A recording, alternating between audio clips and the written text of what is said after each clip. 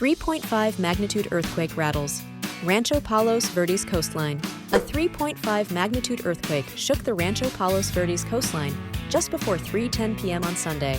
According to the United States Geological Survey, the quake's epicenter was 7 kilometers west of the coast. The earthquake occurred at a depth of 13.4 kilometers, which is approximately 8.3 miles beneath the surface.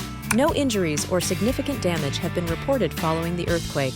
Rancho Palos Verdes has faced recent challenges with landslides destroying roadways and structures, including the Wayfarers Chapel. Land movement continues to create new shoreline areas as the slides progress daily. Source: NBC.